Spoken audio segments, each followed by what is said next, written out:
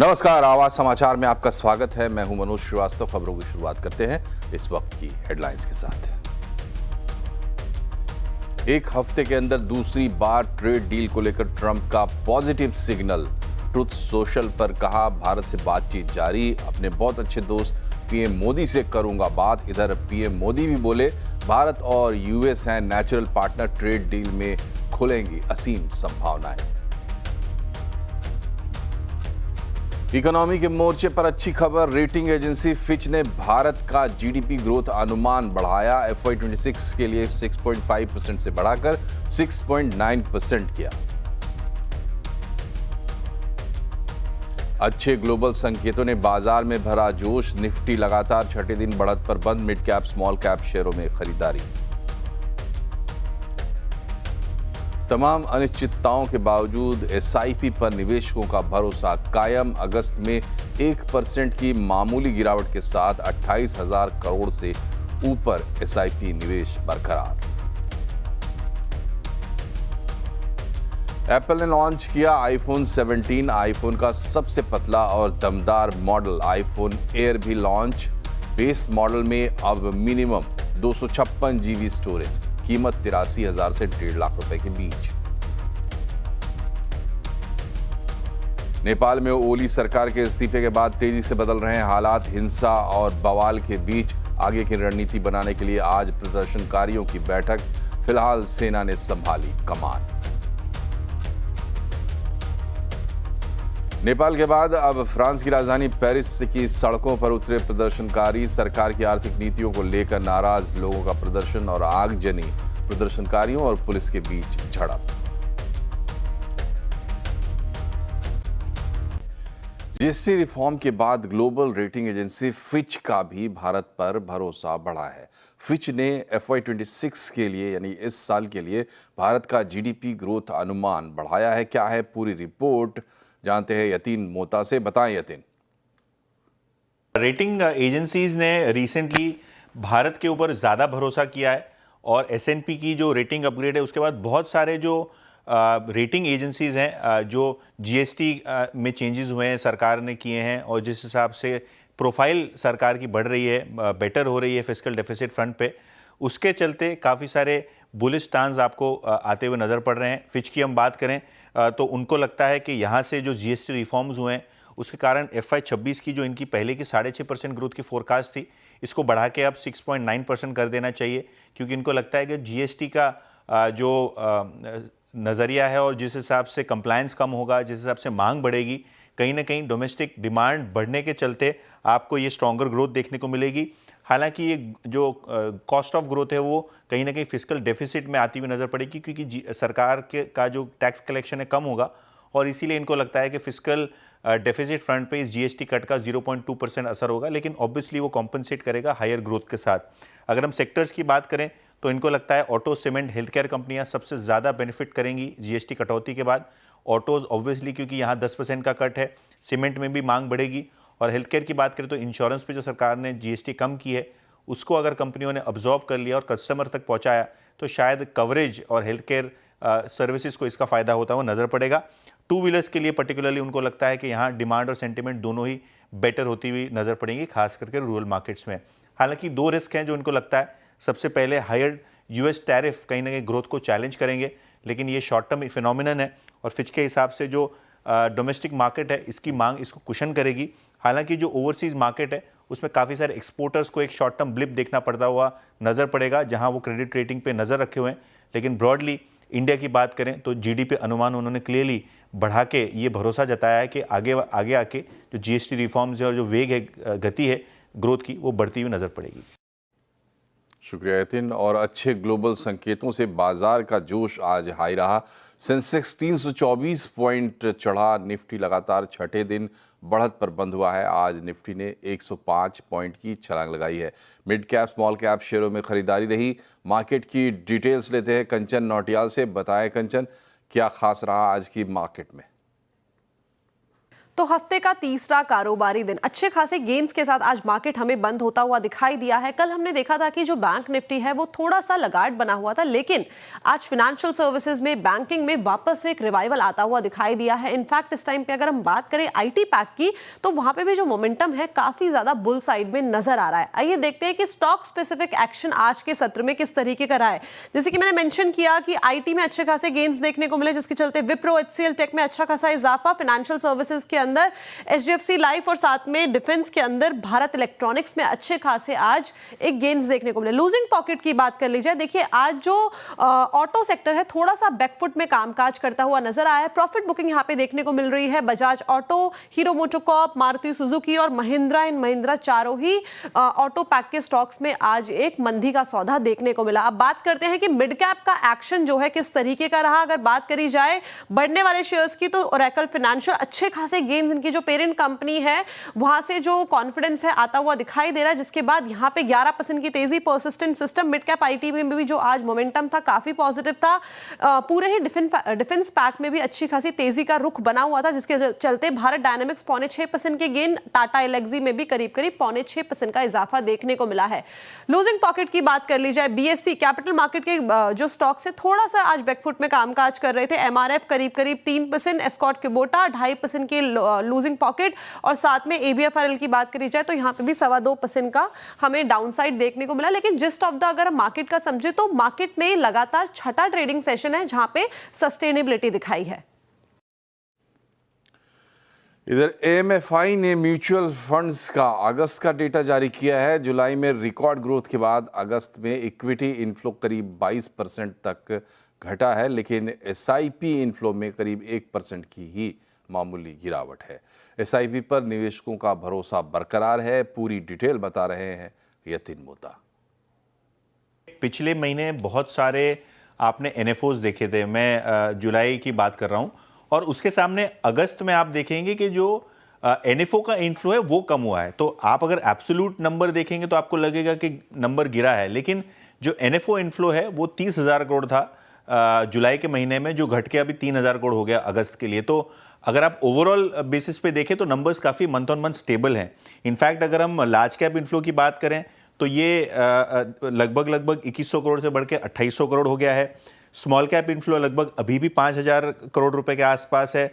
Mid cap inflow जो पिछले महीने मतलब जुलाई के महीने में 5200 करोड़ था, वो 5330 करोड़ के आसपास है। तो जो म्यूचुअल फंड की कैटेगरीज है, यहाँ कोई ऐसा स्लो डाउन नहीं है। स्लो डाउन है तो वो एनएफओज में है, जो नए फंड ऑफर्स होते हैं वहाँ आपने एक एक्सेलरेशन थोड़ा धीमा पड़ता हुआ देखा है, क्योंकि टिपिकली एनएफओ में एक बहुत ज़्यादा मोबिलाइजेशन आपने देखा जुलाई के महीने में। अगस्त में ऐसे भी ट्रेड वॉर की बहुत सारे वॉलेटाइल न्यूज़ थे, तो शायद लोगों ने उस तरीके से अपना निवेश जो है वो अल्टर किया है। लेकिन अगर आप एसआईपी का भी नंबर देख लो तो कोई बुरा नहीं है। अगर हम एसआईपी की बात करें तो ये जुलाई में था लगभग 28,500 करोड़ के पास, जो घट के 28,250 करोड़ हुआ है। मतलब hardly 200 crore month on month आपको ये घटता हुआ नजर पड़ा। तो इसको घटने वाली बात नहीं कहेंगे, और कहीं ना कहीं इतनी वॉलेटिलिटी है, इतना न्यूज़ फ्लो है, उसके बावजूद ये नंबर स्टेबल है। तो ब्रॉडली अगर हम म्यूचुअल फंड डेटा की बात करें अगस्त महीने की, तो एनएफओस को छोड़ के बाकी सब चीजें स्टेबल दिखाई पड़ रही है। ओके।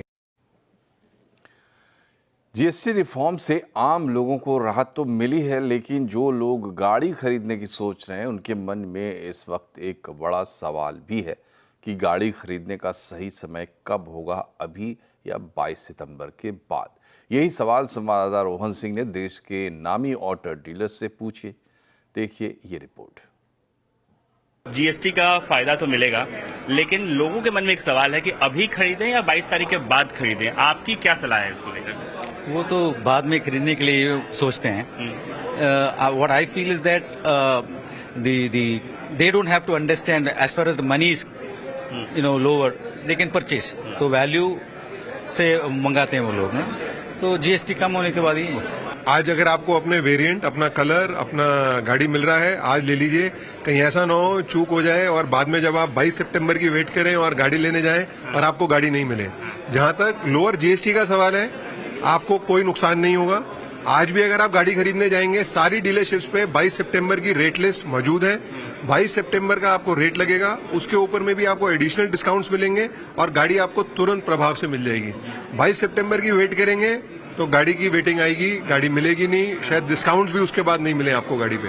गाड़ी की ट्रांजैक्शनल प्राइस यानी गाड़ी की खरीद की ट्रांजैक्शन हम अभी कर सकते हैं, इनवॉइस इशू हो सकती है। आज जो 22 से तारीख को जो दाम लगेगा उससे कम दाम में गाड़ी उपलब्ध है, अवेलेबल है हर कलर में, हर वेरिएंट में। तो मैं तो सबको ये सलाह दूंगा कि इस मौके का फायदा उठाना चाहिए, इस मौके का लाभ उठाएं, अपनी गाड़ी की इनवॉइसिंग, बिलिंग, ट्रांजैक्शन 22 से पहले कंप्लीट कर लें। आज की डेट के अंदर में जो आपको डिस्काउंट्स मिल रहे हैं वो डीलर्स के स्टॉक के ऊपर में मिल रहे हैं। कोई भी डीलर मैन्युफैक्चरर से गाड़ी नहीं खरीद रहा। गाड़ी ना खरीदने का कारण है क्योंकि आज अगर हम मैन्युफैक्चरर से गाड़ी खरीदेंगे तो हमें सेस भी भरना पड़ेगा और ज्यादा रेट का जीएसटी भी भरना पड़ेगा। इसलिए सारे डीलर्स वेट कर रहे हैं कि 22 सितंबर के बाद से गाड़ी हम मैन्युफैक्चरर से खरीदें। तो जो फेस्टिवल पीरियड है उस फेस्टिवल पीरियड के अंदर में उतनी सप्लाई ही नहीं होगी गाड़ियों की जितनी आज की डेट में सप्लाई है। जैसे जिंदगी है ना, जो है आज है, मैं यही सलाह दूंगी कि आज बेस्ट है, आज ही ये आगे का सोच के ये जो हाथ में है वो भी ना चले जाए। This is my recommendation. और क्या है, रोड टैक्स बनाने की उम्मीद है। अगर रोड टैक्स बढ़ा गया तो अभी दाम प्री सेस वाले या प्री जीएसटी के प्राइस में ही समान हो जाएगा। लगभग सबकी एक ही राय है कि इतनी सस्ती गाड़ियां इस वक्त नहीं मिलेगी। 22 तारीख का इंतजार ना करें क्योंकि जो फायदा आपको 22 तारीख के बाद मिलना है वो अभी से कंपनियों ने देना शुरू कर दिया है। रोहन सिंह, दिल्ली। बिहार में चुनाव से पहले केंद्र सरकार मेहरबान है। बिहार के लिए केंद्र सरकार ने 2 प्रोजेक्ट्स को मंजूरी दी है। मोकामा मुंगेर के लिए 4 लेन और दुमका रामपुर हाट रेल लाइन को डबल करने को मंजूरी दी गई है। मोकामा से मुंगेर 4 लेनिंग, ये बेसिकली बक्सर भागलपुर कॉरिडोर का सेक्शन है। बक्सर से भागलपुर जो कॉरिडोर है उस कॉरिडोर का सेक्शन है। इसका इन्वेस्टमेंट होगा 4,447 करोड़, 4,447 करोड़ रुपए का ये इन्वेस्टमेंट होगा। इधर नेपाल में जबरदस्त तोड़फोड़ और आगजनी के बाद हालात नाजुक हो गए हैं। नेपाल में सरकार के तख्ता पलट के बाद सेना ने सब कुछ अपने कंट्रोल में ले लिया है। 2 दिनों की हिंसा के बाद नेपाल के सभी बड़े शहरों में सेना तैनात है। धीरे धीरे स्थिति सामान्य हो रही है। नेपाल की सेना ने लोगों से शांति की अपील की है। इस्तीफे के बाद प्रधानमंत्री केपी शर्मा ओली को सेफ हाउस में रखा गया है। नेपाल में अभी क्या हालात हैं, अपडेट लेते हैं हमारे संवाददाता आनंद तिवारी से। बताएं आनंद, मौजूदा स्थिति क्या है? देखिए, जिस तरह से नेपाल के हालात जब बेकाबू है और उसके बाद दबाव में आके जो नेपाल के प्रधानमंत्री थे उन्हें इस्तीफा देना पड़ा और उसके बाद आर्मी ने उन्हें सेफ हाउस दिया। अभी किसी को नहीं पता है कि नेपाल के जो तत्कालीन प्रधानमंत्री थे वो कहाँ हैं, लेकिन कल रात 10 बजे आर्मी ने नेपाल को अपने कंट्रोल में लिया। आर्मी चीफ ने नेपाल की जनता से एक वीडियो संदेश के जरिए ये अपील की कि वो शांति बनाए रखें और नेपाल के लोगों की आर्मी को फिक्र है और कानून व्यवस्था को खराब ना किया जाए। इसके अलावा जो लोगों की मौत हुई है इस हिंसक प्रदर्शन में, उनके परिवार के लिए भी शोक संवेदना आर्मी ने व्यक्त की। आज सुबह से ही काठमांडू और नेपाल के अलग अलग इलाकों में आर्मी की तैनाती की गई है। हमने काठमांडू के बहुत सारे इलाकों से ग्राउंड रिपोर्ट की, वहाँ पर आर्मी के जवान जो है वो तैनात हमें नजर आए। चाहे गौशाला इलाका हो या सुप्रीम कोर्ट का इलाका हो, प्रधानमंत्री राष्ट्रपति हाउस हो या संसद भवन के बाहर की सुरक्षा हो, या इसके अलावा बहुत सारे जो सरकारी इमारतें हैं, सब तमाम जगहों पे सड़कों पे आर्मी नज़र आ रही थी। लाउड स्पीकर के जरिए वो मैसेज दे रही थी कि लोग घरों में रहें, बेवजह घरों से बाहर ना निकलें। लेकिन आज नेपाल की सूरत कुछ बदली नज़र आ रही है। थोड़ा आम जनजीवन थोड़ा सा पटरी पे आया है। लोगों ने अपनी दुकानें खोली हैं, रोजगार के लिए लोग घर से बाहर निकल रहे हैं, लेकिन अभी भी स्थिति तनावपूर्ण बनी हुई है। कुछ जगह अभी भी छुटपुट प्रदर्शन हो रहे हैं। न्यूज़ 18 इंडिया की टीम को भी टारगेट किया गया। हमारे कैमरा पर्सन जो है उन्हें चोट आई है, हमारा कुछ सामान जो है वो छीन लिए गए हैं।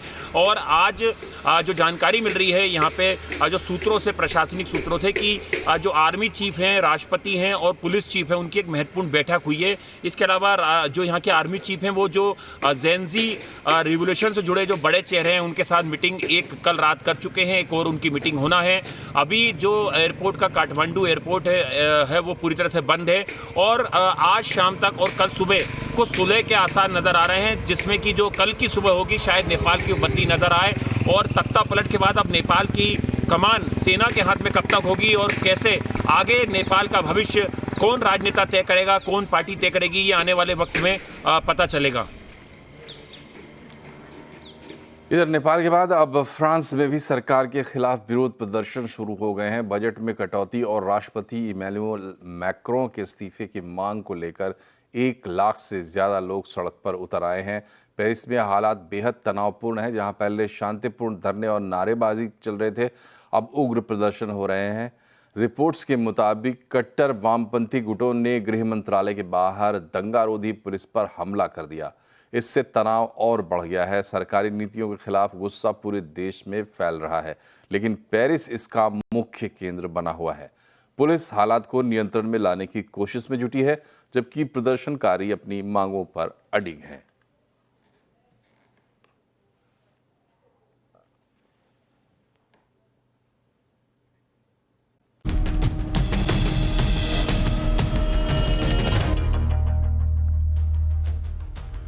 ब्रेक के बाद एक बार फिर से आपका स्वागत है। अब तक का सबसे पतला आईफोन एयर लॉन्च हो गया है। एप्पल ने अपने सालाना इवेंट में आईफोन 17 सीरीज लॉन्च की है। क्या खास रहा है इस बार के इवेंट में, जानने के लिए चलते हैं शिबानी घरत के पास। शिबानी, ये बताइए कि आईफोन की अगर बात करें इस बार इस सीरीज की हाइलाइट्स क्या रही?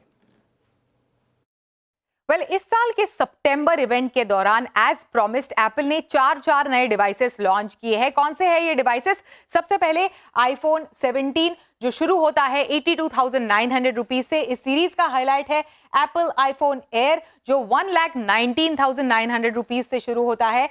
आईफोन 17 प्रो जो 1,34,900 रुपीज से शुरू होता है। देन आईफोन 17 प्रो मैक्स जो 1,49,900 रुपीज से शुरू होता है। इस सीरीज का फ्लैगशिप वेरिएंट।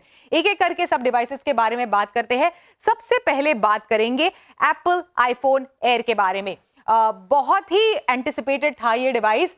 256 GB की इंटरनल स्टोरेज के साथ लॉन्च हुआ है, लेकिन इंटरनल स्टोरेज के साथ साथ आपको बता दूं कि इस फोन का सबसे बड़ा यूएसपी है कि इसका पतला फॉर्म फैक्टर केवल 5.6 mm थिन है, काफी लाइट वेट है in comparison to pro max. साथ ही सिंगल कैमरा सेटअप के साथ आता है। 48 मेगापिक्सल का fusion camera.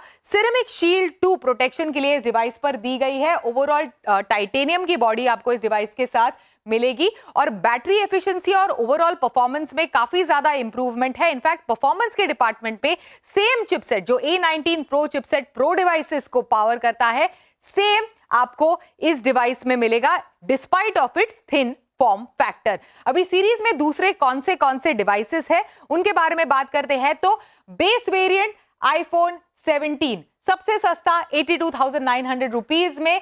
Dual camera setup 48 megapixel 12 megapixel का टेलीफोटो, इस सेटअप के साथ आपको ये डिवाइस आता है। कई सारे फ्लैगशिप लेवल के फीचर्स इस डिवाइस में भी है, लेकिन आपको बता दूं कि जो 17 का बेस जो वेरिएंट है उसमें थोड़ी काटछाट है प्रो वेरिएंट्स के मुकाबले। अभी प्रो वेरिएंट जो है वो 256 GB के बेस स्टोरेज के साथ आता है। 1,34,900 रुपीज इसकी कीमत है बेस वेरिएंट की।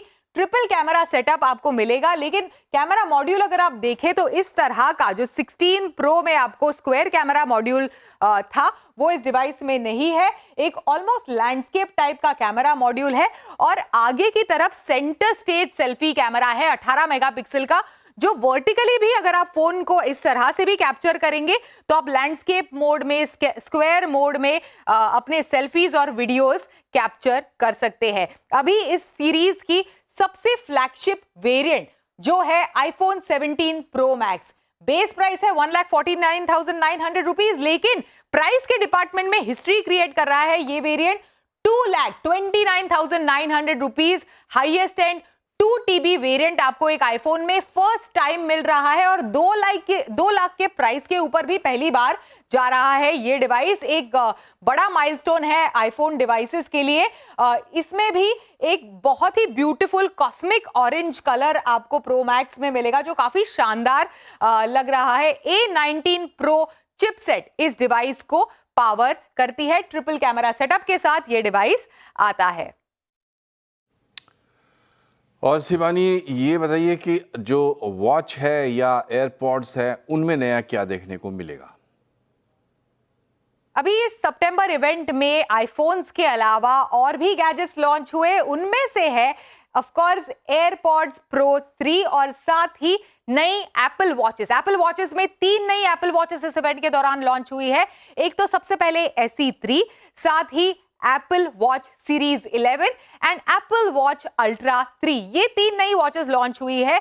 सबसे बड़ा हाईलाइट इन 3 वॉचेस का कि अभी आप अपनी वॉच की मदद से हाइपर टेंशन को भी मॉनिटर कर सकते हैं, जो एक बड़ी प्रॉब्लम खासकर कॉर्पोरेट एम्प्लॉइज में हो गई है। दुनिया भर के कॉर्पोरेट एम्प्लॉइज में एक बड़ी प्रॉब्लम हो गई है।